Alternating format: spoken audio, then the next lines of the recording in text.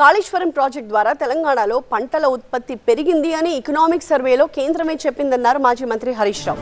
అలాంటప్పుడు ఈ ప్రాజెక్ట్ వృధా అని కేంద్ర మంత్రి పాటిల్ ఎలా అంటారని ప్రశ్నించారు.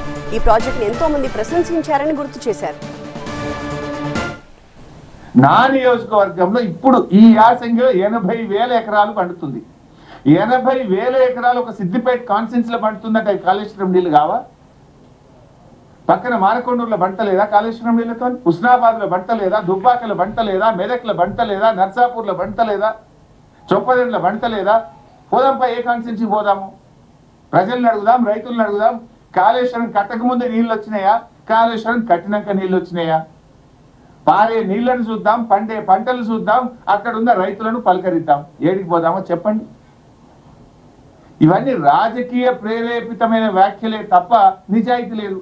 మరి 1,00,000 కోట్లు కొట్టకపోతే ఉత్తమ్ కుమార్ రెడ్డి గారు ఈ బడ్జెట్ లో మేము కొత్తగా 8,000 ఎకరాలకు ఈ సంవత్సరం కాళేశ్వరం కింద నీళ్ళు ఇచ్చినామని ఎట్లా చెప్తాడు? ఇలా క్లియర్ గా రాసింది కదా, కాళేశ్వరం ప్రాజెక్టు. ఎట్లొచ్చినాయి నీళ్ళు మరి కాళేశ్వరం కూలిపోతే? ఈ కొత్త ఆయకట్టు యాడికెళ్ళి వచ్చింది? మరి ఎకనామిక్ సర్వే రిపోర్టు ఇది కేంద్ర ప్రభుత్వమే పార్లమెంట్ లో పెట్టింది కదా. కాళేశ్వరం తెలంగాణ స్వరూపం మార్చింది, తెలంగాణ ఆయకట్టు పెంచింది, తెలంగాణకు ఒక పంటల మాగాణిగా మార్చిందని ఎట్లా చెప్తుంది? ఇది ఢిల్లీ పార్లమెంట్ లో పెట్టిన రిపోర్టే కదా, కేంద్రం చెప్పిన రిపోర్టే. కాళేశ్వరం ప్రాజెక్ట్ కింద మరో 50 కోట్ల రూపాయలు ఖర్చు చేస్తే కొత్తగా 2 లక్షల ఎకరాల ఆయకట్టు సాగులోకి వస్తుందన్నారు హరీష్ రావు. కానీ కాంగ్రెస్ ప్రభుత్వం అలా చేయకుండా ఉత్తర తెలంగాణపై పగబట్టినట్టు వ్యవహరిస్తోందన్నారు.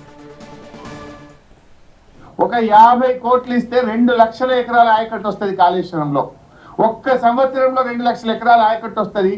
ఒక 50 కోట్లు ఇవ్వండి అంటే పగబట్టిండ్రు కాళేశ్వరం మీద, ఉత్తర తెలంగాణ మీద పగబట్టిండ్రు. ఇలా కరీంనగర్కో, నల్లగొండకో, యాదాద్రికో, సిద్దిపేటకో, మెదక్కో ఒక్క 50 కోట్లు ఇస్తే పిల్ల కాలువలు, పంట కాలువలు తవ్వితే 2 లక్షల ఎకరాలకు నీళ్ళు ఇచ్చే అవకాశం ఉంది. కానీ ఇంతకాలం మేము బురద జల్లినాం, ఇంతకాలం కాళేశ్వరం కూలిపోయిందన్నాం.